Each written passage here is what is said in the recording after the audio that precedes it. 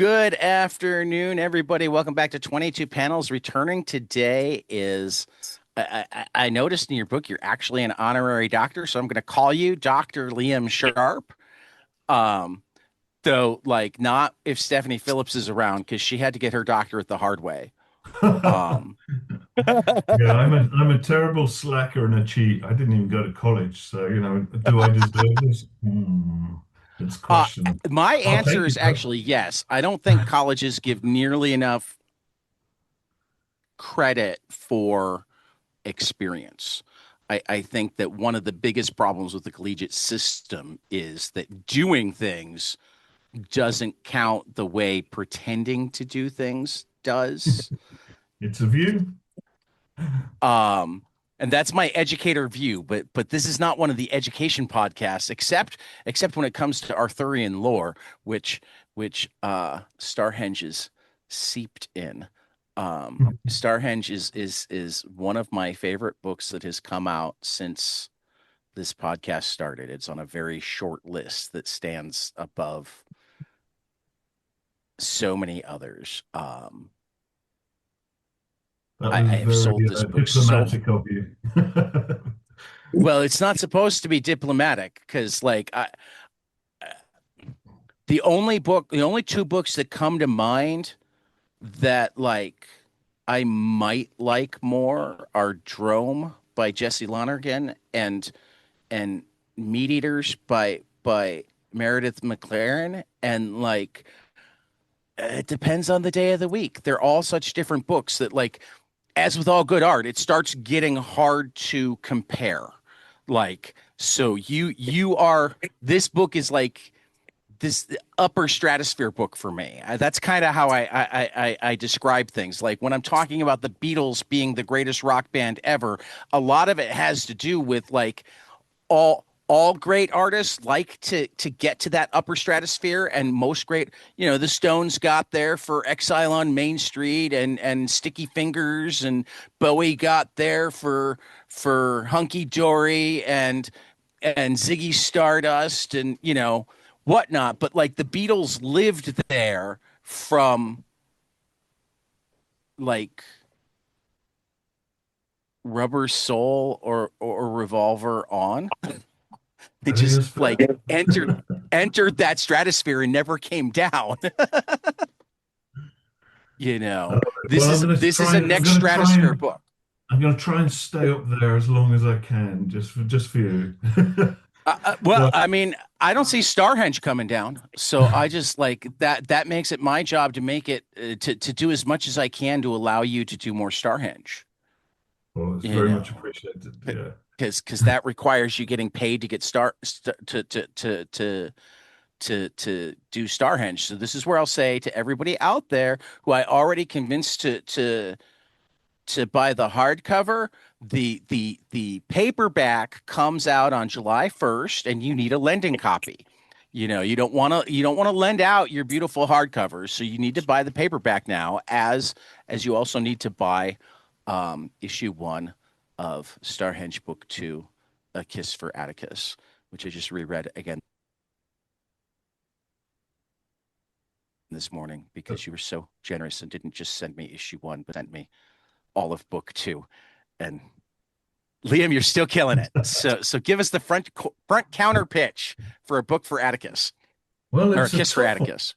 because it's It it, it, is. it's a lot more psychedelic than the first series. Yeah. And I think I didn't want to. I wanted to drop us into a place that would leave you kind of scratching your head a little bit. And I also there was, obviously I'm a massive like Arthur nerd, Merlin nerd, Yeah. and all things kind of Celtic mythology and all of that kind of stuff. But I didn't want the book to be completely defined by that. I wanted it to have a little bit more room than that. And I didn't because not everybody's into that stuff. Some people yawn when they hear that. Some people are like, "Oh God, not another That's just attempt because at there's a something wrong with remix." them. But Well, that's fair. But I mean, there there is aren't a lot of many stuff like people that I'll say that about. Hardcore red hat wearers and people who don't think Arthurian legend is cool. There's just well, something wired wrong. Agreed. Well, I would say I think it's how you get them into it. There has been an awful lot of stuff out there for Arthur over the years, and there is a lot of great stuff. And didn't I didn't ever want it to be fully defined by that. Right. Obviously, Merlin's in it for the long run. He kind of has to be. Uh, Mhm. and obviously, there's certain things that have been set up in the first book, which are kind of, we know that Amber is the mother of the Ur Queen, Right. which is the big That giveaway at the that was our first. big that was our big Yeah, M. Night Shyamalan moment at the end of book one. yeah, Grandma? right. Which was, it was just it was like, shall I put this in or not? Because I Oh knew no, that that in was the it was long run. perfect. Well, it's fun to leave a little cliffhanger, but I also kind of wanted it to feel like a book that you could read and have a satisfying full story, because it does wrap up. Right. There is an It arc does. there. And it was always amusing to me, or like when people like reading the first issue and going, is he going to stick the landing? And it's like I knew that the end was in the first issue, so I just had Right. to get back there. Um, Right. so, and the nature of that book is very circular. So as we're talking about Kiss for Atticus, that one I wanted to throw us right into a different place, so that it would be a little bit of a different kind of a mystery, um, and something that I could play with, explore more. I mean, there was something that I really loved about when I was creating the first book was Amber is an artist. I was talking to uh, David Mack about this in Italy, funnily enough. So he created Kabuki as a Right. female character for him to talk about personal things that he loved. Interestingly, through not only someone who wasn't his sex, but also somebody who wasn't even, his cultural background. But that was created enough distance for him to sort of almost be able to stand back a bit and talk about personal things and talk about his feelings about art and all sorts of things through that lens. And Amber is very much that for me. So I can look at her views about storytelling and different approaches to art and views about art, as well as, you know, the bigger story there too. Because Right. I think the thing is, we do filter our realities through those lenses, through the lenses of the things we love. And this is a medium which is perfect for exploring that. So I just thought, okay, I might lean into that a bit more and just see where that goes. Before we came on, you were asking about the long-term plan, and I do have one, but I also wanted there to be enough room for me to be spontaneous and to Right. allow a little bit of my inner Mobius out, and to be able to channel some of I this definitely stuff. see some Mobius here. Yeah. We actually the book club we had this as part of was our monthly Joy, Resistance, Hope, and Survival book club, which normally involves some psychologists, but they were presenting at a comic convention this weekend. So I hijacked the heavy metal book club to Which talk about this this fits book. so well into, by the way. Right, which was on purpose because like and I always have to find the right ways to say things sometimes. Like one of the things that we wind up talking about a lot cause in heavy metal, because most of what we've read from heavy metal is like the first, we're what, 30 some odd issues in. Yeah. I mean, we read the new stuff as it comes out, but like there was a whole 2 or 3 year period where it wasn't coming out after we started the club, that sort of thing. Um, and one of the things that like there are certain things that we'll see over and over again that bother us, an excess of exposition that also repeats what the art says, um, beautiful panels that don't necessarily mean anything, like all sorts of things that like if I were to glance at Starhenge, just if I hadn't read the earlier ones, if I hadn't built an absolute trust in your work, I could have flipped the pages and gone, oh, this is going to be a train wreck because like everything that like I caution about in terms of making a good storytelling experience, you push the bound. You know, there are points where it is much more illuminated prose than it is strict comics. You do something that so few people manage to do, which is you have at times really like photorealistic painting that somehow doesn't suck the emotion out of it, as so often happens with that quality of art.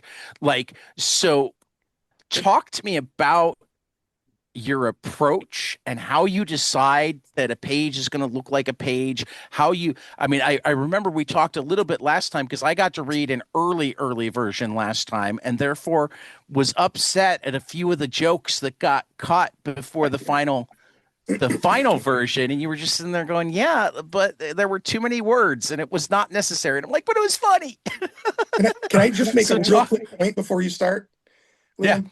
So Yeah. if I had a choice to show a fledgling comic creator a comic book, StarHenge would not be what I would show them, because if they thought they could do it, they probably wouldn't be able to. Like, you've right. mastered breaking the rules. And I'd be like, oh, I don't want to show him that because he's gonna fuck it up.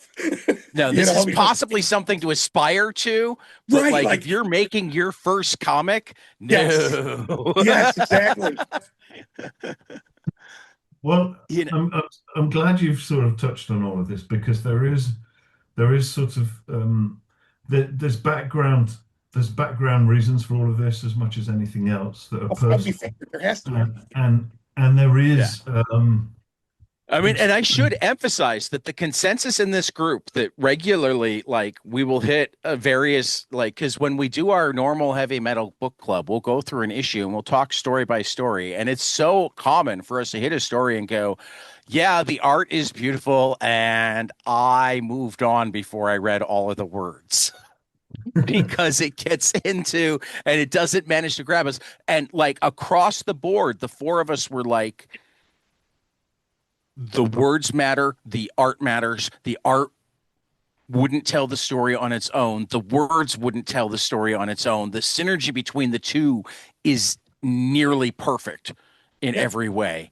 And I only absolutely. say nearly because I don't really believe in perfection.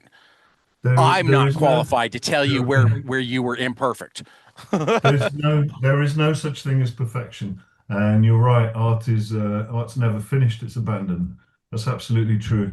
So to answer your point or your question, it's not really a question; it's an observation. It's in two parts really. One is the background, and that's about the things that I love and the things that have inspired me, and the things that I've aspired to be and to reach and to attain. And the second part is about storytelling and stuff that you learn along the way. To the first part is that as a as an aspiring young artist before I became professional, I wasn't sure that comics was my destiny. And definitely early on, one of the biggest problems with my work was that I was leaning into the illustrative side of things and less into the storytelling side of things.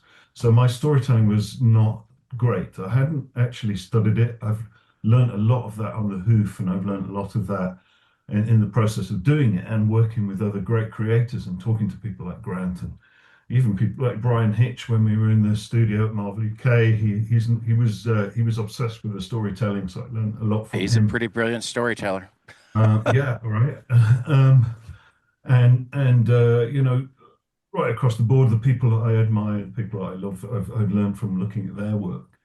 So that a lot of that I've learned on the hoof, but I did a panel interestingly with Jock, and it was about covers. And we were talking about the design element of things, when I used to look at covers, the things that I used to love were things like Frazetta, Boris Vallejo, science fiction covers, things that were very basically like a scene from the book, not particularly designed.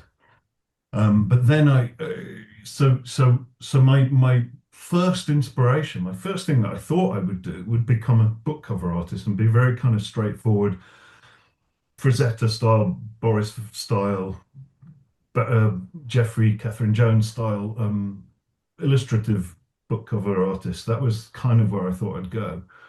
And I fell into comics instead via my Don Lawrence connection and meeting him. I mean, I always loved comics, so it wasn't a problem for me. It's just I just Right. thought I was probably better suited to be an illustrator. Um, Well, particularly because you were decades before people could make money just as a comics color cover artist. Yeah, I mean, that's the right. exactly. Well, thing yeah, now. There are a number of people who just do covers. yeah. Um, but So that so wasn't a from thing. well, it definitely It wasn't, I think, then. yeah.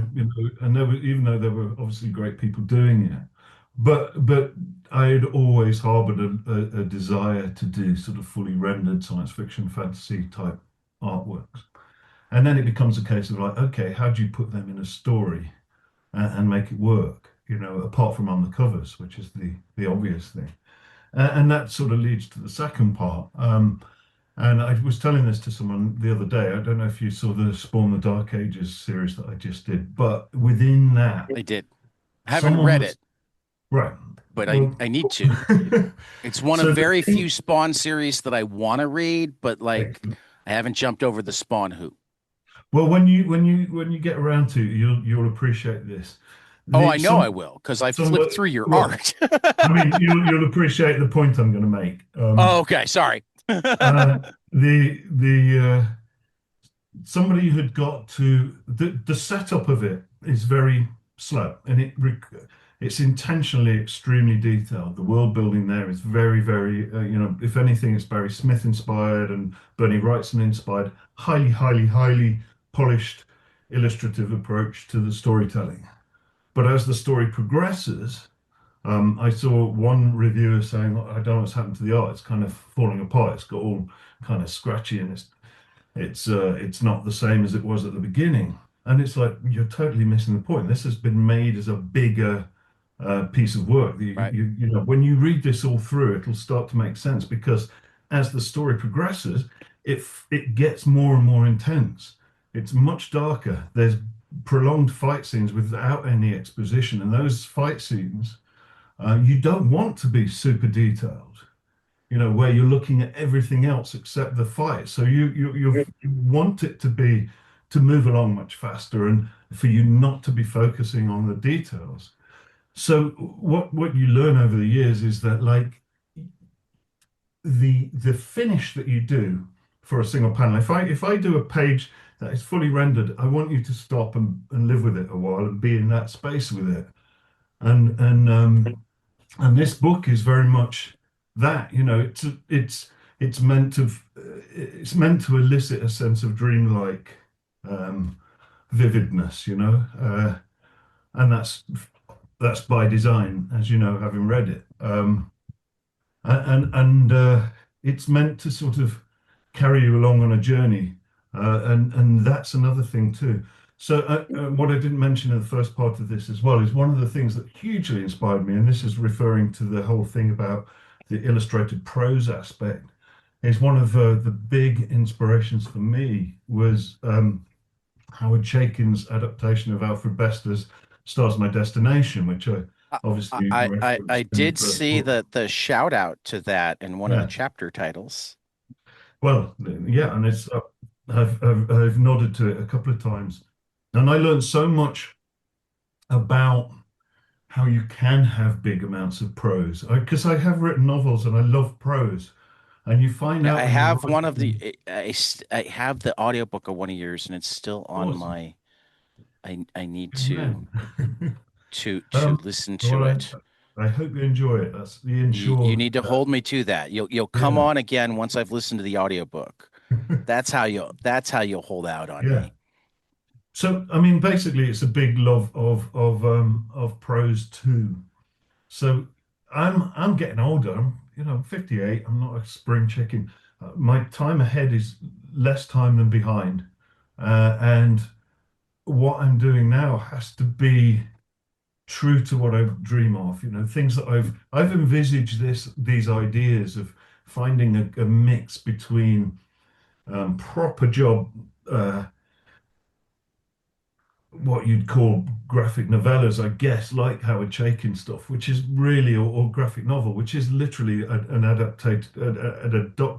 adapted novel with illustrations that works. That's brilliantly done, and comics and narrative storytelling in terms of the art, and it's where you pick those beats.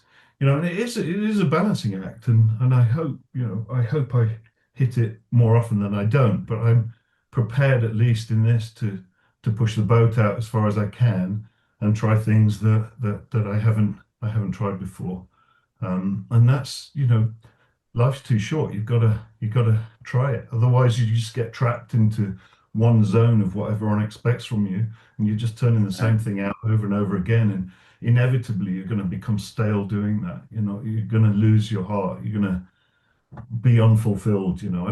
I always find it sad that Stan Lee had this notion that Stanley Leibovich was a great American novelist, and he never got there. It doesn't matter how great he became. It's still sad he never wrote that novel. And I don't want to Right. not write that novel. Right. No, I can see that, and I will also say that like through two books and a novella, you've done the balancing act really, really well so far. Thank you. Like I can't like I think the only book that and I have a feeling that you're gonna have a similar awe-inspiring and slash dissatisfying answer to Matt. I think the only book I've ever read that I had more questions about how do you keep all of this in your head was Matt Kent's Mind Management. That is just like all over the place. And like I asked him when I finally had him on, I'm like, did you have that board with all the red string and the because that was the only way I could imagine. And he's like, no, it's just all in my head. And sometimes I'd see something later and throw in a gag that didn't come out the first time around, but like since the draft was done, I could put something in the margins, like, and I'm like, you what? So I have similar questions with this. Um, you like the story arc. There's no way to put it. It fucks with time. It completely and utterly fucks with time. Um, it's like one part, the future is the past, is the now, is the whatever, and it's one part, everything, everywhere, all at once. Um, how do you keep track of like what Amber should or shouldn't know, what other characters should or shouldn't know, like what order to tell the story in, like I mean, I'm all for nonlinear storytelling, and I love Doctor Who timey-wimey shit, as you called Yeah. it the last time you were on. I've continued using that line ever since. Um, but like, even with the new book, like, I'm like, okay, I kind of know where we are and how this is. And then it's like, oh, wait a minute. But isn't that and I'm enjoying Well, the ride. It doesn't matter for the storytelling. It's like yeah. in a lot of ways, it's like the second, third read that you're like, wait a minute, how did this work? Because it does work, but now that I'm looking at it deeper, it's like and the listeners can't see my hand motions. They're think jazz hands on LSD. Well, honestly, in this story, we've established, and I've not tried to do the Doctor Who thing where I think they gave up on that too. The whole like, is there one timeline that absolutely is true? The time keeps shifting all the time. There's chromatic stubs. You've got the dreadnoughts that are literally trying to end timelines. You know that there are versions of the future that go nowhere, and they acknowledge that too. Um, so it's more like a tree with a bunch of dead ends, like in its branches Okay. and its roots, you know. And somewhere through the middle of it is a trunk, which is more or less sturdy. And I hope to keep them pretty much as I can on that path. But they are in a realm where it's already changed. The fifth century Right. they're in now is not the fifth century that we knew. Hmm. Um, Right. and we've already established that there's a future with no magic and a past that had more magic than we're aware of. So, you know, in a Right. sense, the world, our timeline is not that timeline. Our timeline Right. doesn't have any magic as far as we're aware. You know, Right. unless you're, you know, unless you're Alan Moore and has found the secret to unlocking that stuff. I've Right. sadly I've looked for it all my life and not found it yet. I would love to be convinced of it. I think a little bit of me is on that quest too. But you know, we can all love that stuff and be and wish for it and see the wonder of it and enjoy the metaphors for what it might mean. But the thing with this story is it's so big. We've got the setup is like within the three different realms. You've got the earthbound realm, which, well, as I say, earthbound, the universal physical realm, the meta Right. Welt, which is where we exist. But it's also, you know, the full stretch of time within that. And then you've got the dream, the hypervelt and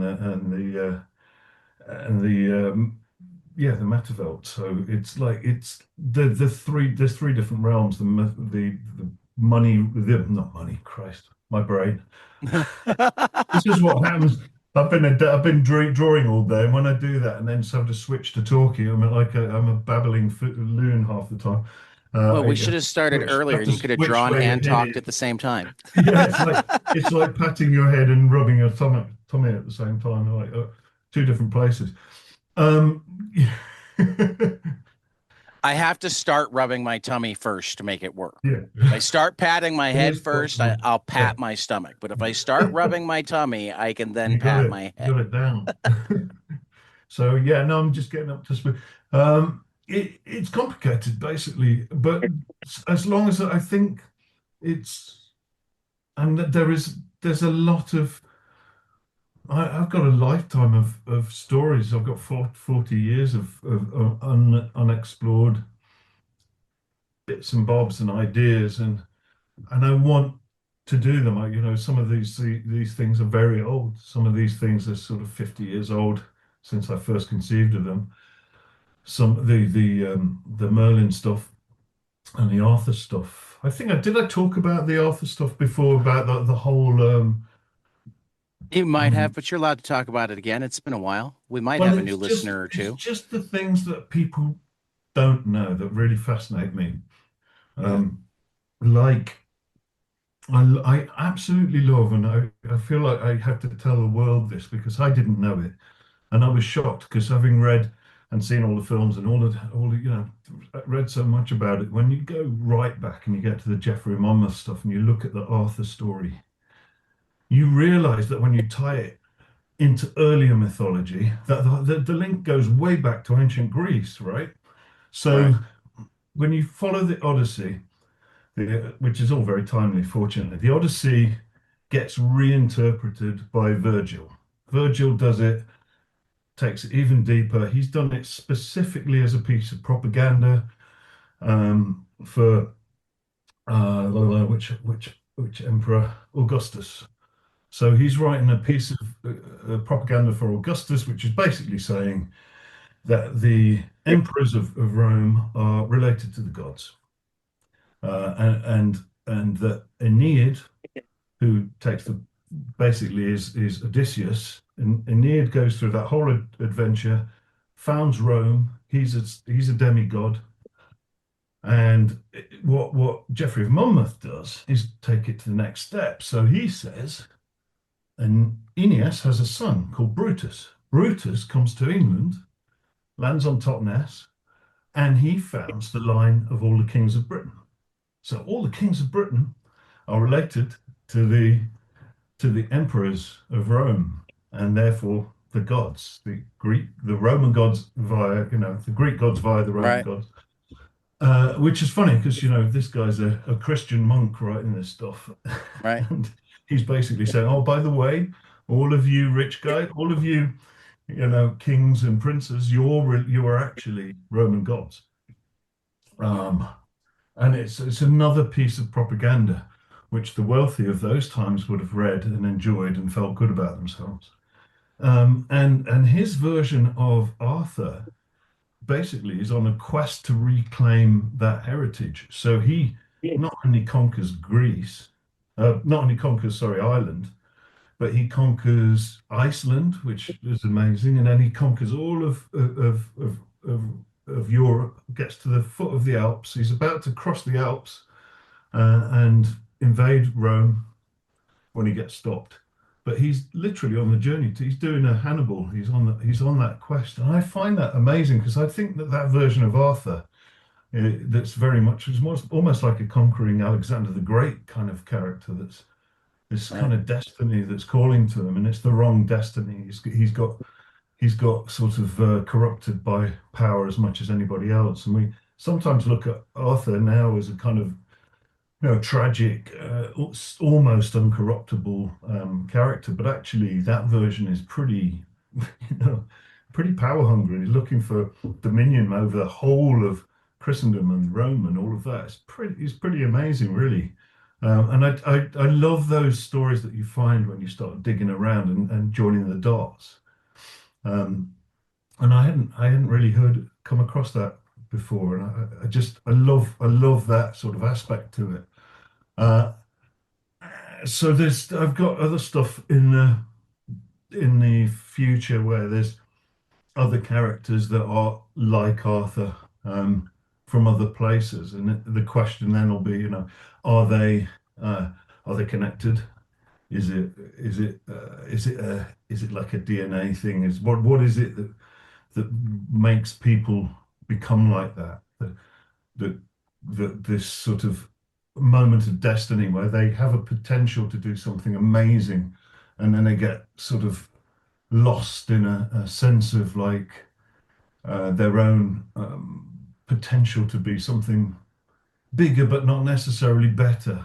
You know, the destiny is that it's that whole power thing.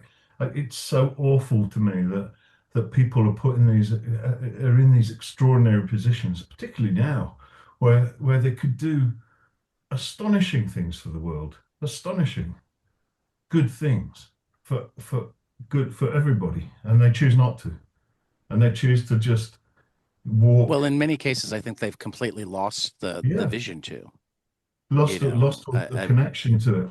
I mean, on one level, they choose not to, but on another level, it's they've become so disconnected from the Yeah. people that they could help that they don't understand that they need help or the But that's ways that what I they can mean, do it. really. So those Yeah, stories that I was just describing, that all of them are that this is not new what we're seeing now. This has been going on for right, a long time, and this is what happens, and this is what these stories are trying to tell us.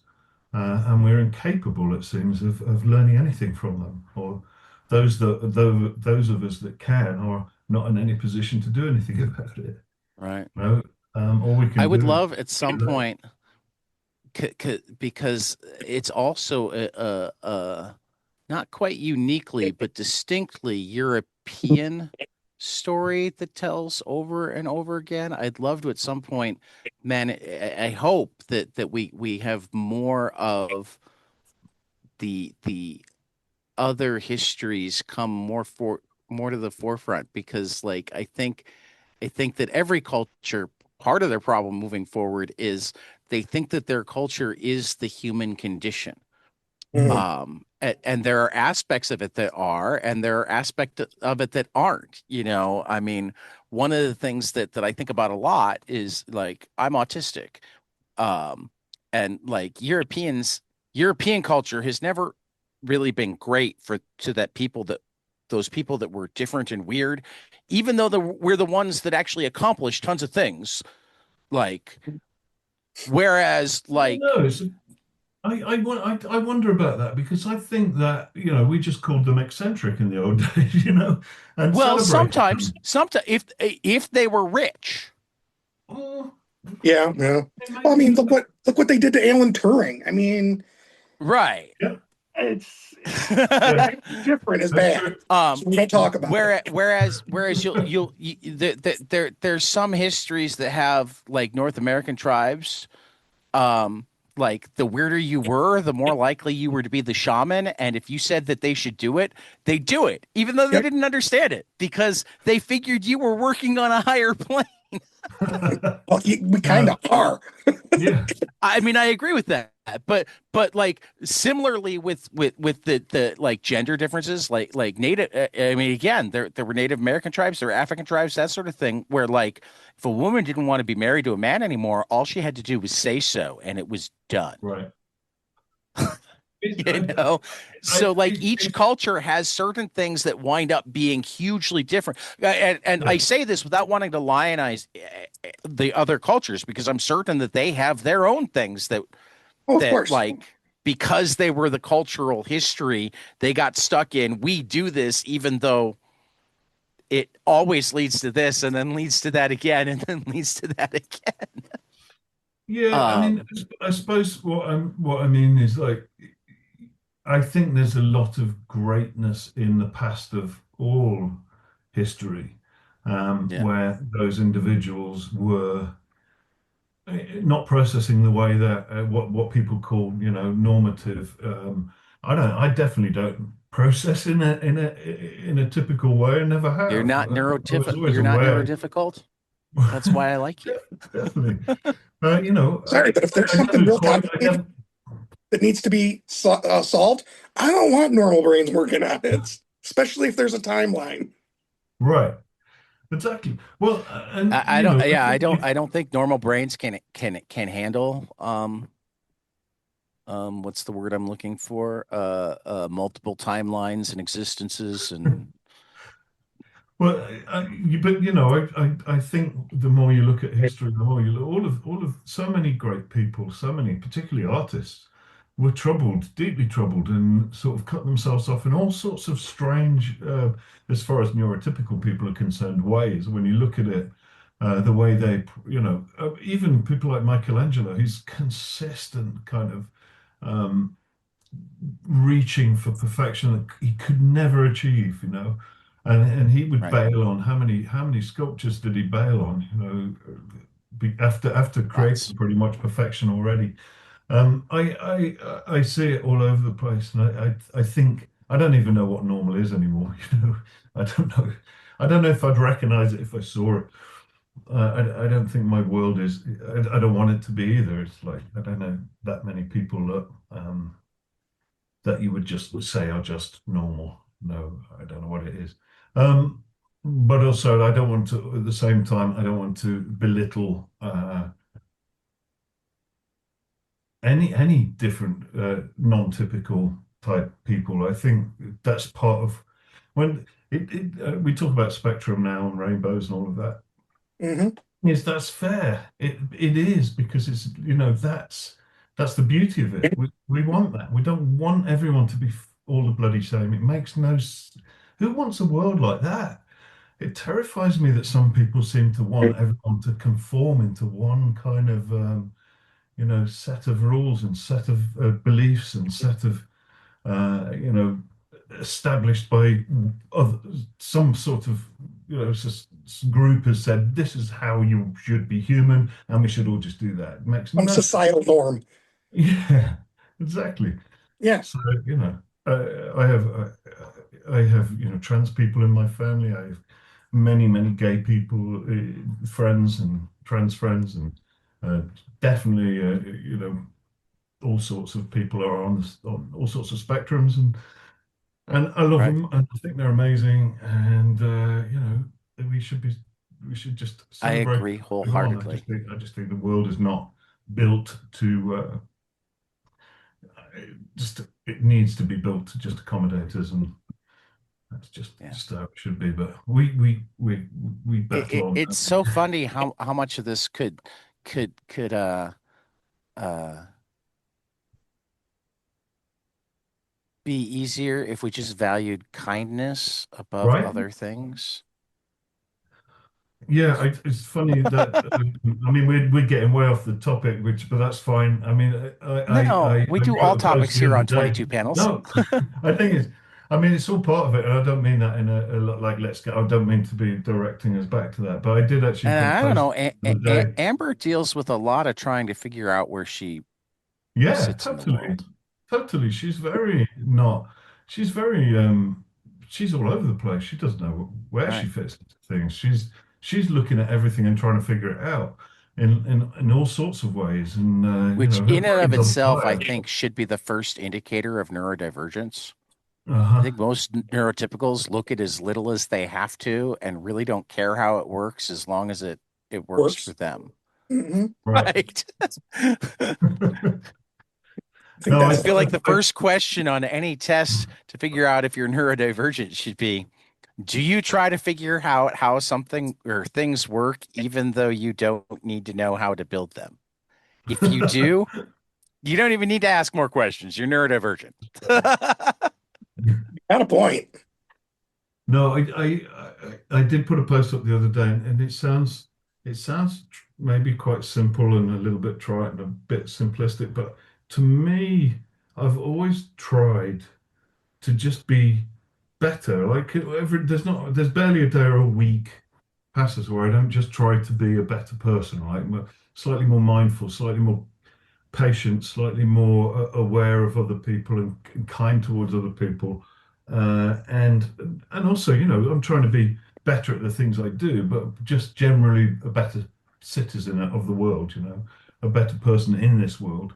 Because I've made lots of mistakes along the way, and I'm certainly not perfect by any stretch of the imagination. Nobody is, but I do feel a need to try to be um, but to be aware that being kind, you know, is important, and it's shocking to me when you sort of realize as you get older that actually, especially people you could name a bunch of them, but particularly extremely wealthy people who don't seem to consider that at all.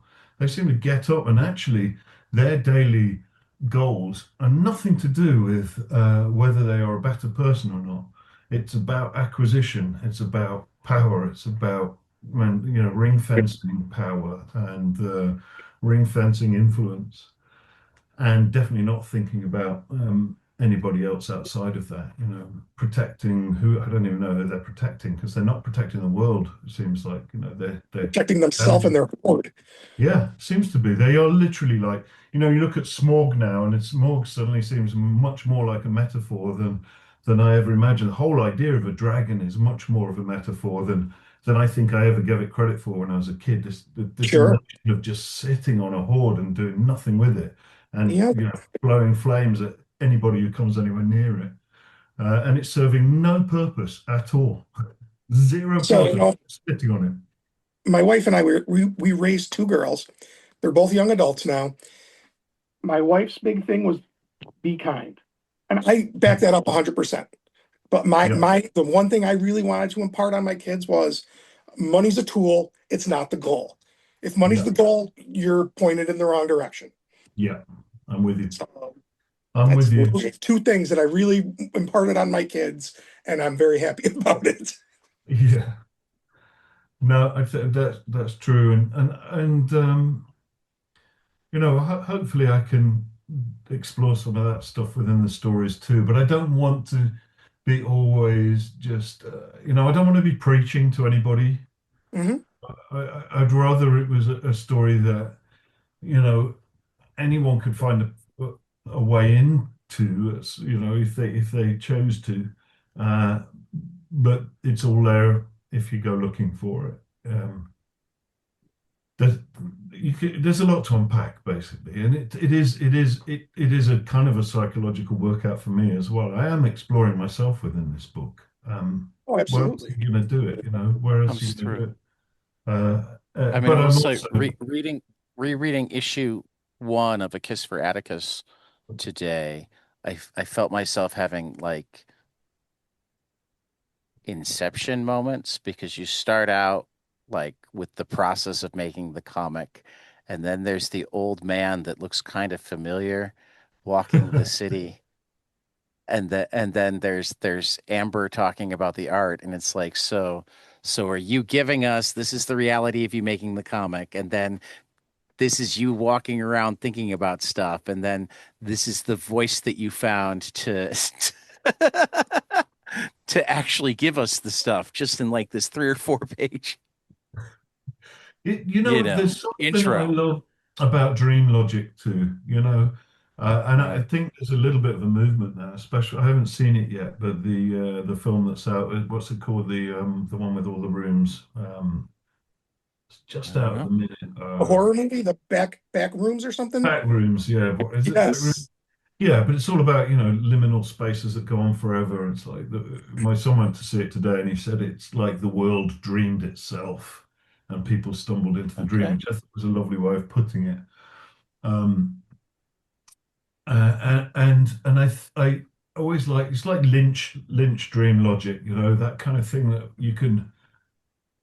you sort of following along, the logic's fine, fine, fine, and then you're suddenly in a whole other environment. You're not entirely sure how you got there, but it was cool and it makes you think.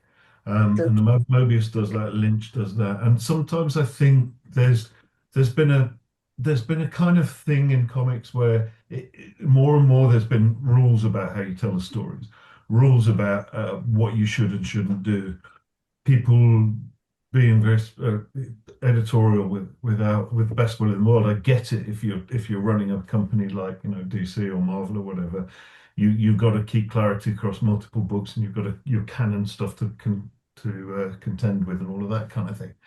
But outside of that, I don't know that those rules should always apply because otherwise nothing moves. It just becomes static again, and all mediums should be able to keep evolving and keep changing, Otherwise, that again becomes this one rule book for how you do it. And I always shy away a bit from anything that like says this is how you do this, I don't want to read a book that's from a school like that.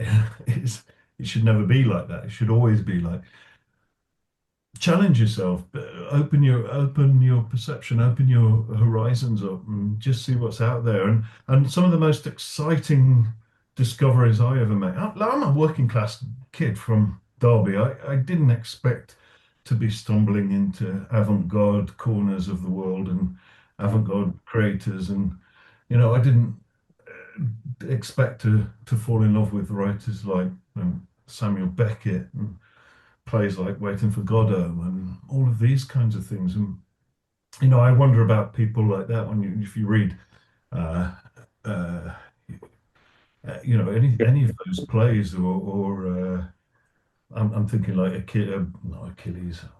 I'll come back to it if I remember. But some of the avant-garde Irish stuff from the turn of the last century, it really takes you on.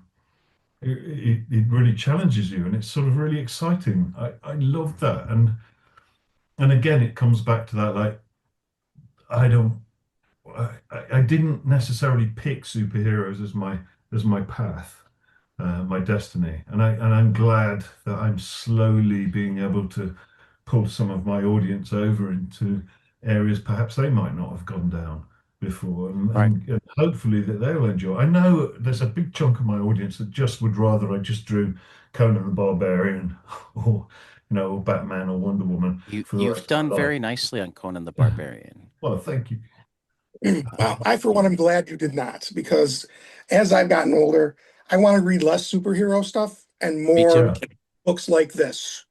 Well, yeah. and actually, a couple of things you said tickled something in my autistic brain, and I'm curious as to if Matt will agree with this too, because um, I feel like comics post Wortham hearings were constantly trying to reestablish themselves as a medium that was a full medium rather than just kids stuff, rather than just Right. like something else. Um, and in the late 90s, you had Brian Hitch on Authority and um, Howard Porter on JLA introduce what got called a lot at the time cinematic comics, and that Hmm. has become the norm. Comics that feel a lot like movies, and I want to make it clear that there's nothing wrong with that. That can be a great comic, that sort of thing. But I feel like over the last decade or so, you have had a lot of creators, both ones that had done the cinematic stuff, had worked before that, and new ones coming in who are both discovering old stuff, EC, or going back into like Roy Crane and Winsor McKay and going, oh, wait a minute, we've been doing some cool ass shit in comics for way longer than I realized. Um, and looking at, okay, you can make comics that are as good as movies, but like it's a different medium. So why is the goal to be as good as a movie? Why isn't the goal to be the best thing that you couldn't adapt or Yeah. couldn't make a straight adaptation? Something that you would have to fundamentally change to put into a different medium.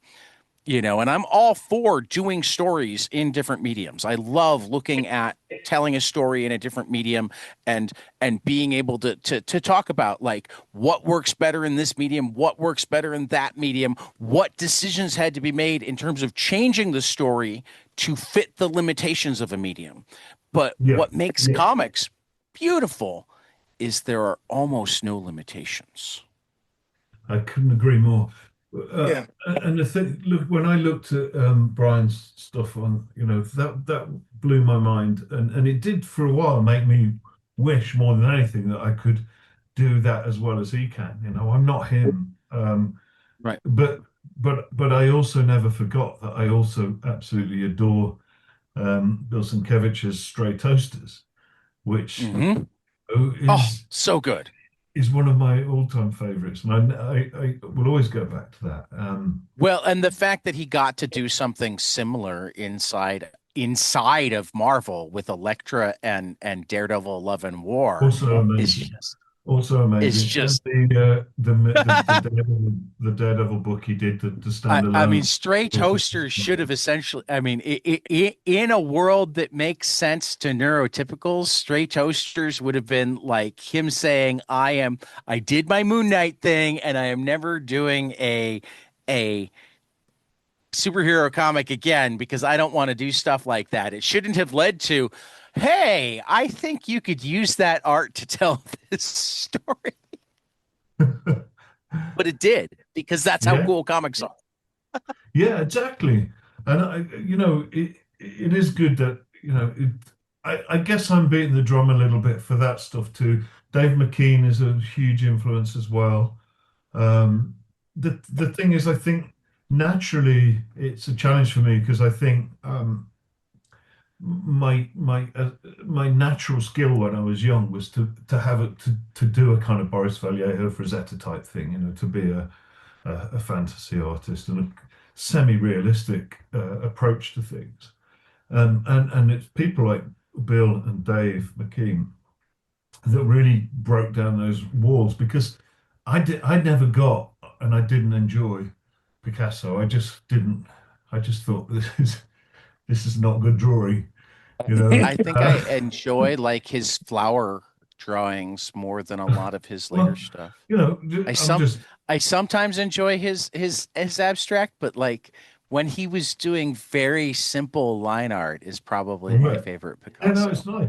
But that's what I mean. It took somebody like Bill Sienkiewicz and Dave McKean to really wake me up to less just realistic art, I guess, less representational art. And I have to really, really push myself to break myself out of that. Um, and I'm going to be that honest. When I was little, I started collecting seriously and reading comics 1987, 1988. I didn't. My little brain did not comprehend Bill Sienkiewicz's work. I didn't get it. And as an adult, I regret that. I wish I had, Well, because I would have there devoured it. there were people that had to bail on New Mutants because of what's the name of the character that's essentially Oh, Warlock. completely, yeah, because of Yeah, Warlock. It just yeah, like broke their head that there yep. could be this. That's I- crazy. Because Warlock So was great. I loved that kind of. yeah, Oh, it is. It is. But Yeah, that's it's another one that like it represents a decision that you got to give the hat tip to editorial for allowing it. yes, yeah, absolutely. Because it certainly wasn't anywhere near the mainstream Yep. when you suddenly had, it wasn't. all But of these what's normal interesting is, characters and then this like I yeah, don't even no, know how to yeah, no, describe absolutely. Warlock. But it's I love also, but Warlock, but that work has really stood the test of time, and it's like yeah. it's fed into the cinematic universe, and it's had it's affected the Spider-Verse stuff, and Mhm. Bill's Yeah. aesthetic, whether it took 20, 30 years, it's become fully embraced by the much bigger mainstream. And if you can't tell that Bill's a genius now, I think you're really missing Yeah. something. Oh My yeah, absolutely. local county history art museum managed to get the Sienkiewicz exhibit in part because Alex Ross is local. So after he'd had his exhibit and it had been well regarded there, they were able to bring in. I The museum was on my way home from school. And it was only like two rooms of various art, but a lot of stray toasters, some of his Jimi Hendrix book that he did at Kitchen Sink, Right. um, that sort of thing. I literally stopped like every day on my way home from school for a month Well, just to go look at it again. yeah, I would have probably done the same. It Yeah. still blows my mind, and if I'm honest, I feel like my stuff is still too rigid and still too sort of representational, and I would love to get even further away from the kind of old school fantasy sci-fi uh, tropes that I naturally fall into. But at the same time, there's a reason I love those things. So I don't want to do them that a disservice either. It is a balance, and I think I'll always be swinging backwards and forwards between the two because they both fascinate me for different reasons. Mhm. I mean, But, it feels to me like you're more drawn to um, breaking the boundaries of style and mixing storytelling than breaking the boundaries of form, Mhm. if that makes sense. that's interesting. Yes, I think that's a really good way of putting it. I I, mean, I like because the idea like of you're breaking the saying that, and I'm boundaries. sitting there going, I think Starhenge does do what Sienkiewicz did. He just did it more within standard panel structures and where he was using mostly the same form throughout the like yes, the art was very different. Yes, he was doing multimedia things, but he was using that storytelling for most of the story, if not all of the story. Like he established the look and he stuck with it. Your characters sometimes morph along I mean we spent a decent amount of time talking about when you fell into like the Wrightson comic story for when she meets the Ur Queen as a dryad. You've got like very modern like autobio journal storytelling for when she's talking about her specific life. Never and passed. and then you have Frazetta-ish painting that you somehow tell a story with still. You don't just do that beautiful painting. You like so you are very much like pushing the medium in Thank a you. million different directions. You're just not doing it by making it so that we can't always tell which character is which. Well, that's which I maybe kind a of good. like. No, Bill I doesn't do a think what lot of your that, but that description does there was happen sometimes by people right. who are getting. I think what you said there about form versus the medium is bang on. I hadn't been able to articulate it as well, but I'm going to take away from this chat. That's going to be something that sits in my head for a while because I really like that as a framing. I mean, what I So, love about um Starhenge so much, and really what I love about almost all of my favorite comics is the willingness to, okay, I know this is what I want to tell, and I don't know how to tell it in a traditional way, so let's throw out the rules yeah, I know it and annoys figure some out how to tell people. it anyway. I know it's like I like it when a comic is a little bit self-aware and when it sits back and Yeah, but I love your fourth breaking. there's no I love that sometimes on the page you're talking about how to tell this story. some people get really pissed off about that and are like, yeah, it it does all of those things and it's really annoying. But to me, it's like, well, that's part of the I mean, exploration. What that. you I see mean, the we you see the talked earlier. process. Yeah, we talked earlier about this not being a great comic to give to that person trying to just make their first comic, but that fourth wall breaking on a creative level, not just the fourth wall breaking about like personal stuff, but the fourth wall breaking where you're talking about the making of the comic is one of the reasons why this is absolutely the book that if I was teaching like an advanced or 400 level comic class, I would totally be bringing out as Mhm. these are ways that you can push the boundaries. Right.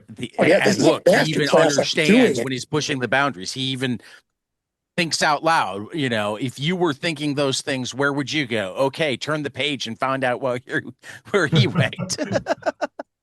you know, um, I and honestly, I mean that's a it's nice hearing you. It's nice having that appreciated. So thank I you. mean, I do. I mean, I told the guys last night, like I had to have them all talk first because I'm like, I am such an evangelist for these books that like I don't wanna like push too much my thoughts on them on you before you get to at least share your initial thoughts. Um, but like every time I read them, I see something different. Good. And it's not always something where I understand the story more. Hell, like what makes it weird is there are times where I read them and I feel like I understand the story less than I thought I did, but I now enjoy it more because I've noticed what went into it and now I have to think about that thing or wonder what's coming 4 books from now that will finally make this fall together for me. It's funny. So I've seen reviews that have said, "Oh, this isn't as clever as it thinks it is," and then I've seen other reviews just going, "Oh, this is way too complicated. You can't even begin to scratch the surface." And then I've seen obviously so it's funny what some people take offense to. Like there was the bit in it in the first series where I dealt with the whole Uther rape scene Right. and said, of course, there's no way Amber would stay with Merlin if that Mhm. happened that way. So I had to. That was an issue for me. I spent Right. a lot of time thinking about that and then looking at the story and I mean, looking she'd at have the to beat the story. shit out of her grandson. Yeah, well, How dare and then you? it's just, I'm going to it's take like, you over my knee, damn it. Where's the no, go cut a but switch? someone Yeah. was really, one reviewer was extremely pissed off about that because they thought that I was too revisionist about a very particular part of the story. Revisionist But, of a John Borman movie? well, yeah, but also to be fair, that bit of the story does happen in many different versions of it, and No, it I has know. I one of them. understand, but But like but but one the of the thing things there that is, you're honest about and deal with even in the comic, even around that scene is like this yeah, story's been told a lot of times in a lot of yeah. different ways. Who the fuck knows which one's real? Well, none of them are exactly. But the thing is, as well, is like when I did get to it, I hardly had to change anything because then when Right. you look at everything that was leading up to it, and the guy that was married to her, and all of that, it was like it's all there. Actually, I hardly have to do anything. It's like she's pleading for help. That's the only thing that I changed was like Right. she's pleading for help, and he fell for her, and as a result, his potential destiny as the dragon fell apart. And he was now because he'd fallen in love basically. Not that that's a bad thing, but his idea of what his destiny is could have been Uther's idea because I think he would have liked to have been Arthur. Um, was at that point ended. And then it was time for his son to come along. But I mean, completely changing the subject. One of the things I thought you might find fun as well, like, is that, and this is beyond the next series too. But I really like the idea of looking at Guanhamara and going, okay, so far she's just an evil queen, right? From the whole of the first book. I mean, she starts off as Merlin's lover, but she's she's got her own issues. She doesn't like people, but she was on the side of the right. Why is she doing this? What's happened there? Because that's not explored at all. And I love the Right. idea of then coming back to it from the point of view of her and going, okay, why is she? I mean, I have to basically. At some point, I've got to do that. Right. And I don't want her to be just an obvious just full out bad guy. There's a reason So, Merlin loved so, it. You know, so what I'm gonna throw out to my listeners is we need to buy enough of these and enough of Liam's other works that we can get at least 4 issues or a book a year or a novella a year. I don't care which, because or's great as well. Um, and then Liam, you're just not allowed to die. I'm gonna get. I bloody hope not. I feel like Nope, I'm just not getting allowed. going. To be honest, you know. Yeah, you're Uh, not allowed to die. but Just keep going. Like we need to put your house in a bubble. Um, a little time actually, bubble have you for an attic have you tried stomach. to figure out whether you've got that sex criminals thing where when you orgasm time stops? Because like that could be really useful for getting more work done. I have no idea what you're talking about, but Okay. feels like it's Hey, have you read The Fermata by Nicholas Baker? no. Okay, it's a similar thing. This guy, Right, the character can stop time via some method, and he can keep moving and doing stuff, and yet, everyone else is just frozen. right, All the okay, raindrops are frozen. Yeah. He walks through the rain and he leaves a tunnel of right, Right. dryness, So yeah, yeah, that's what you need yeah. to do. For Mott, stop time I, and then you do- can just provide. I need that, or I need a clone. Yeah, Well, be careful with that. Have you ever seen Multiplicity? Like Yeah, the clone of it's the not a good clone can idea. be interesting. Yeah, yeah, And the clone will decide that it needs a clone, yeah. It's you fair. know. No. But I have plans. No, there is a big arc. I have a long form game about this. I know where I want it to go, um, and where our band, our little sort of trusted group with Daryl and Amber and Merlin, where they need to get to. They have to travel through time. That much we know. I mean, we all You've done it travel through one way, they've time. got We to just go, do it they've got to get back to in the real future, time. basically. You know, Oh, he's they got to get back. So will there be a DeLorean? well, I think there'll have to be a nod to one. We had the VW. Right. yep. I don't want to say anymore. There is yeah, I'm not saying anymore. That's fair. There's stuff with Amber's parents that is plotted already, which I Right. think you find fun. Um, and actually, that there's a kind of I'm really hoping that at some point, because what I want we have a sort of plan for Matilda to do more of their backstory in the style that she's Yeah. established. So I really love her to do, given time, like a 3 4 issue book that ties into StarHenge, which is all about them. And I've already plotted that. It's just she's in the middle of a second 240-page graphic novel for first second, so she's a busy girl. Oh, Um, so what you're saying is that I need to talk to Matilda sometime on her own. yeah, she her book won't be her first one won't be out until end of next year. She's on the second one. Okay. They're doing two back to back, but the first one's been announced. It's called Bubblegum Coven from First Second Okay. Publishing. It's for a younger age group. It's sort of the I ex-12 group, cover everything on 22 panels. and it's wonderful. It's really wonderful. Very proud of her. She just nailed it. She did everything. She penciled, inked, colored, lettered it. She did the whole thing. So they found a little gem with her. But I need to nab her myself for a four-issue series before she goes off and becomes too famous. Because I want to continue that.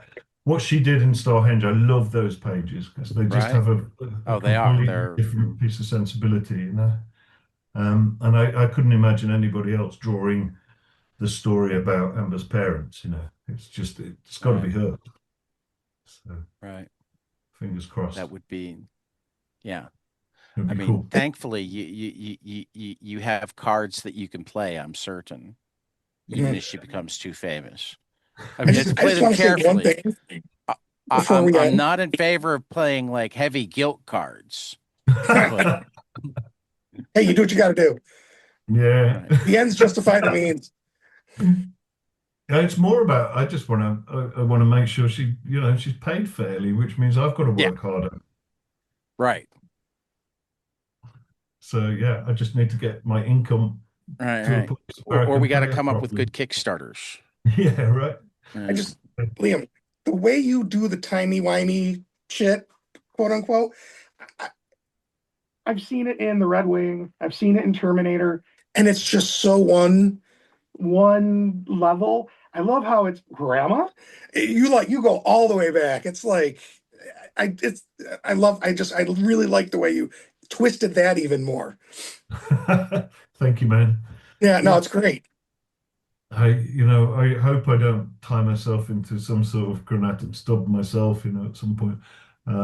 But to me, it's like you just there's an element of feeling my way from it and trusting the process. There's a really interesting thing too. One thing I like to leave a little room for my first novel, God Killers, Machiavelli's Point, and other stories. There was a point about a quarter. That's the one that I need to listen to. I Yeah, have the so audiobook. about a quarter of the way in, I hit this wall and I was stuck. And weirdly, out of nowhere, a brand new character popped into my head. I didn't know why. I had no sense of why she had. But I couldn't type fast enough to get her backstory down. It's like she was fully formed and she just came pouring out. And it was kind of it. People talk about writing and it feels like channeling. Sometimes it's like you're not writing the story. You're sort of channeling the story through you and Christ knows where it's coming from. But I just trusted it and just it all poured out. And she just came into the story. It's like, okay, well, okay, she's come out of nowhere.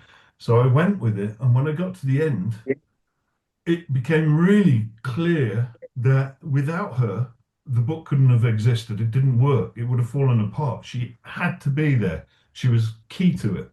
And my subconscious had told me that, and I just trusted it. Um, that's a really interesting thing that we are capable of humans of doing. And if we spend too much time planning everything and making it like very, very organized and logical and testing everything, there's no room for those magical things to happen. And that's part of the joy of creativity. I don't always know when I start a picture what the end result's going to be. And I love that. I like the act of discovering. It's almost like sculpting. It's more like in there is a picture and I'm unearthing it. It's an excavation. Um, and I really love having enough room for that. It's just a happy little accidents.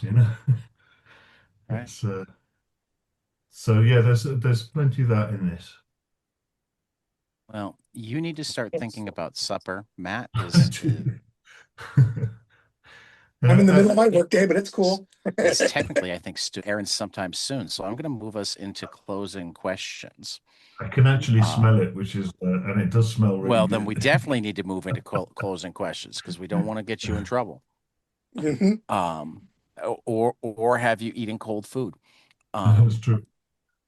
this is I'm coming up on 5 years of doing this podcast, and I can't even count the number of ways that my life feels like the Twilight Zone now, where like uh, the people that I call my friends, the experiences that I have, for that matter, I'll even right now share one of my early pinch me experiences again. One day, I had a PDF in my DMs on Twitter from this guy named Liam Sharp, who I had barely heard of at the time because your work just didn't really cross over with my stuff that I loved.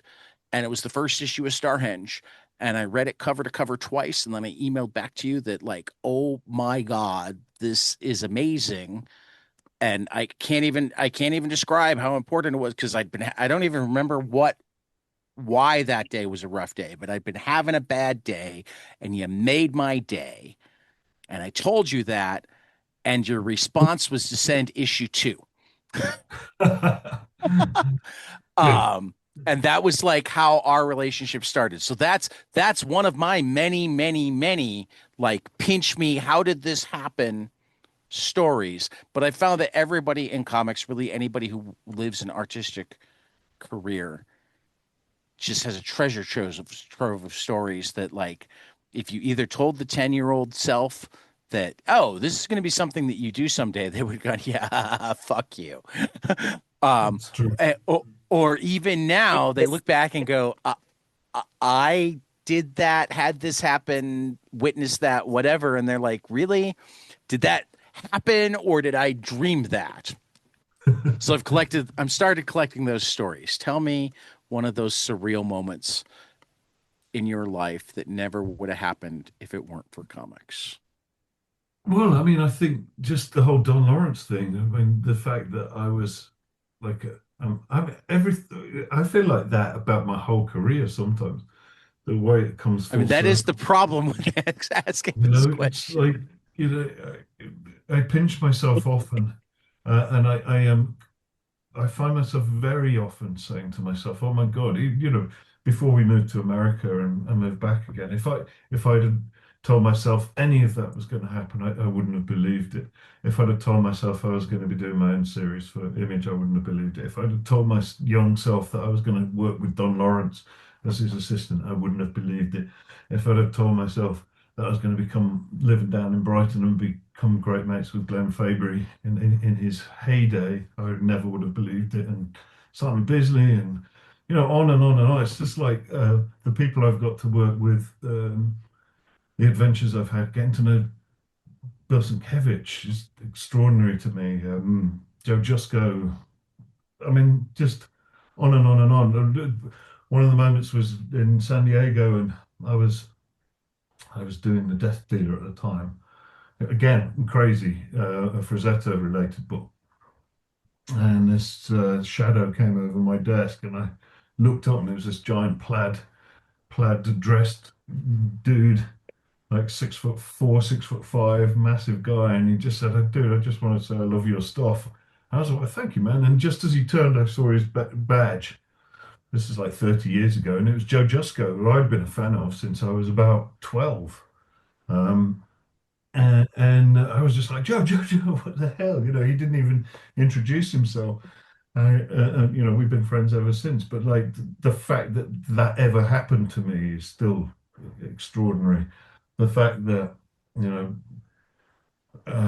Jim Lee, getting to know Jim and all of them, there's so many wonderful people in this industry. And I am There consistently are. surprised by people within the industry that I hugely admire that follow my stuff and get my stuff and hold me up there. And are very supportive about the work I do.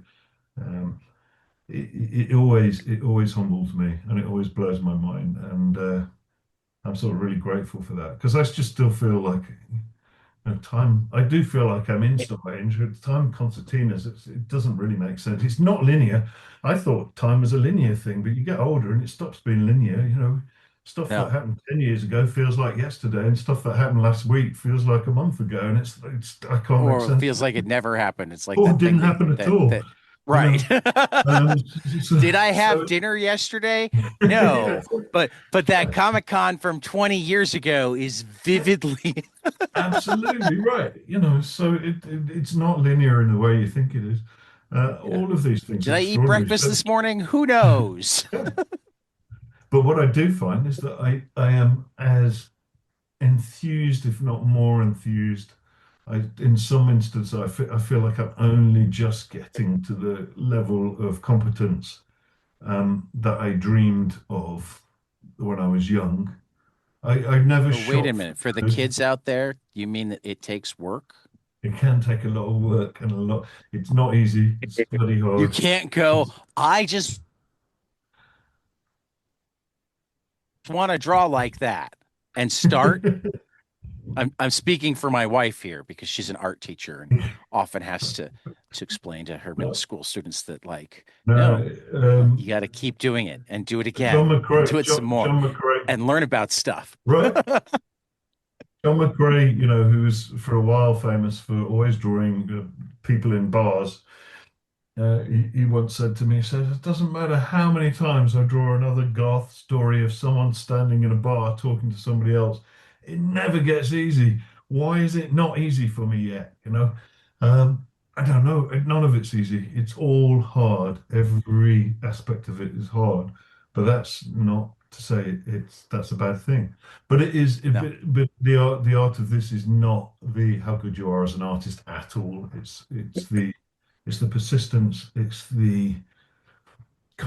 extreme art. I don't know of any other art format as extreme as this if you take it seriously, and if you really throw your heart into it. And we'll pick a different path for ourselves. I'm really happy with this path. I'm not. I was never in it to become like mega rich or get a TV show or a film. I mean, obviously that'd be nice, but that's not why I got into it. I never I mean, see it it would as certainly mean we got more Starhenge. right. That's true. I mean, it would be nice not to have to worry about keeping the roof over my head and then just do Stonehenge with occasional, nods to the mainstream. Um, but I can't complain. People are letting me write more and more of my stuff. I write all my stuff now. I've got other artists interested in me writing for them, which is new. So I'm Okay. hoping I can pursue a bit of more of that. Um, Well, that's and definitely a way to make more money. That's why well, there are but so many but mediocre artists that become writers. I'm Is just like, oh, excited by that. I'm a mediocre artist and I can only do one book a month as an artist, but I can write six books in a month. Right, that's And true. for whatever reason, the comic companies pay us the same. Yeah. Well, some people are smarter than others. In terms of the decisions they make. There's some people Well, keeping I mean, artists that I don't decide to be even mean it writers. that way. No. I think that that's how like Jeff Lemire makes it so that he can draw the things that he cares most about drawing is Oh no, like absolutely. I'll But always be writing three books and I'll be working on one that's for me. well, this is what I would love. I would love to get to that point where I'm writing it more for more people. It is Right. something I enjoy. Well, and Obviously. like I've noticed that the people who do well with that often reach a point where they don't do much drawing for other people. They're able to keep the work intensive stuff for themselves Yeah, while they make yeah, their money on the writing. yeah. I Um, mean, with I people are think the sort of exception asking of me, Christian Ward that likes to write for other people and then likes to draw for other people. He doesn't do a lot where he does both. he might be smart doing that as well, but Yeah, no, I I, feel like I've heard him make a comment on why he does that. And it like, I mean, this is the other thing about the fact that there's so many neurodivergent people in comics and the fact that like every neurodivergent person is totally different is Yeah, that, is that like you very rarely find two people that find the pathway that works best for them, it's true. and it's the same as some other person's best pathway. It's true. It's You true. know, Anyway, it's that's my answer, much such that it yeah, is. that's a great answer. All right, final question. My favorite question to ask everybody. Tell me something that you love, preferably a comic, but we don't have rules. Preferably storytelling, but again with the rules. But something that you love and not enough people around you have experienced it, and you really want them to, so you have more people to talk about it with. I'll go first. StarHenge. Okay, Liam, now you go. God, I that's a do really answer this question with Starhenge from time to time. Yes. Yeah. well, thank you, man. Wow. Okay. That is such a good question and hard to just come up with because some of the things I've already said. I mean, for me, straight toasters is just extraordinary. Yep, but we already talked about it, so Yeah. So, I need something new, man. and I've already mentioned Mobius. So, like one of the things like Mm. Mobius is But you haven't mentioned any Mobius titles, so well, I it's the will I Arzak will stuff. leave him in bound. It's the Arzak stuff. It Arzak, just There's excellent. that just was like this is him just channeling straight other in, other tapping than the straight fact that into he the. can't decide how he spells Arzak, which No, but just I like that too. bugs me. I like it on one level, and on another level, it just bugs me. Says there's only one right way. Come on. Yeah, but for me, it's like okay. So to me, this is the dream space. When you're in the Arzak world, you're in the dream space, and it's the same. I have places that I go to in my dreams, and they're never quite the same, and it's not the same time zone, and that's some of uh, a Kiss for Atticus is sort of has a bit of that about it. But there's like a shoreline that I know, and like, oh, when I'm dreaming it, I'm like, oh, I'm back here again. I know this place. This is a place I come in my dreams, and I know over there are some shops and a cafe, and I know there's some cliffs over that way, and I know there's sharks in the sea. And for some reason, I still go out in boats and see them, and the boat will often break, and I don't get eaten, but they're there and they're scary. Um, and I don't know where it is, but I know the place, and sometimes it's night, and sometimes it's day, and sometimes I'm old, and sometimes I'm young. But it's not quite the same, but it's nearly the same. I recognize it.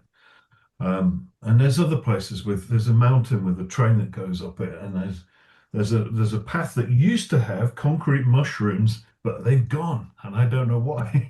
It's like it's See, and I'm just so weird dream jealous that you space. have pictures in your head. I I, only hear things in my head. that's really fascinating. I Um, can't make a picture in my head to save my life. Like well, maybe these once a year, I will have like a short black and white dream.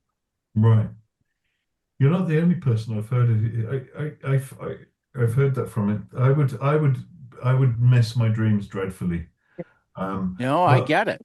Though I but have dreams, they're just strictly audible, they're and just I can audible. feel things in my dreams. Amazing. Like I can feel the sensation in my arm or my shoulder or Right. my leg or whatever. Yeah. But to But the that's point, that's how my say brain like works. they're the same, but it's the same place, but it's not the same. And I was like, the changing of the name for me is like that just signals that's like it's not the slight shift. It's like I'm in a different time and in a different time zone. It's not quite the same Arzak. It's a different alternate universe, I'm gonna have or to go read. dreamverse. I have to go read Arzak together at some point. I Because really we've hated it where he wrote. I think it was Dark Horse got him to write a news story. I say new. This is like 35 years ago, but he did a news story at the end of it, and suddenly he put some writing in and sort of explained all the different, joined all the stories up. And it's like, don't do that. I didn't want that. all I right, liked not knowing where this dream went. I liked the kind of like that one was a bit of a gag that's not even that right, good a gag, but the art's amazing, and you jumped off a skull. What right. the hell? It's like But then um then also like we're like I think half to two-thirds of the way through Airtight Garage in terms of when it was published issue by issue. And Yeah, because it was published in such snippets, yeah, like we have no idea. Like I know that I'm deliberately waiting until we get through reading it issue by issue before I read it together. But more and more I'm wanting to because everybody loves it so much. And I love amazing. many of the snippets and have so little idea of what's going on in general that it's like for this to be so beloved, there's got to be something that's getting lost by doing it month by month. I don't know because I think that falls into the same territory as Arzak for me. I love that kind of. I just read. I got for Christmas his the last general book that he did, the one that was published. Uh, he basically just jotted it in his book, and it's very. It just drifts. There is Yeah. a kind of overarching story, but it definitely wasn't planned. He just did it as it No, I went. mean famously with Airtight Garage, it was just a jam. Yeah, Like he and it's called it a great. And jam comic. It was and it shows. I so, mean, it's like good jazz, you yeah. know. Well, and Bill Sienkiewicz has talked about that's how he approaches art a lot of the time. That he sees the script as a guide, but when he's doing Right. the art, he thinks of it as jazz. And I think this is But Starhenge is me I don't trying even to think Mobius had a script for Airtight Garage. right. I think he drew a page and then he drew another page. Well, And and there is bits of that in Kiss for Atticus because I wanted it to be because of the nature of the world they're in. I needed it to be like, okay, we're here. What happens next? I don't know. I'll just start drawing, see what happens. That I did yeah. let that happen, Oh, very cool. and that was really it works in the context of this story because I knew where it was going, so I knew it would get resolved into something that fits the previous work. Um, but it's funny the things that revealed themselves. And I don't want to say more than that. No, that's great. Liam, it is always a pleasure. Like I said, we're gonna need to start working on scheduling the next appearance soon because I do want to be able to get all sorts of spoilery with Kiss for Atticus Okay, way earlier than we were able to get spoilery with the dragon and the boar. Um, cool. since this is the episode where we got to get spoilery with dragon and the boar. There you go. Um, it's always just a pleasure. I'm so happy that you sought me out because like without you sliding into the DMs and dropping that PDF, I can't swear that it would have been a comic that would have caught my attention. I think it would have because it's got great covers and because I'm always looking for that comic that's different from other things. But like the way it happened is one of my great stories and you made me feel amazing. So Cheers, Dan. thank you so much. And until next time, this has been Liam Sharp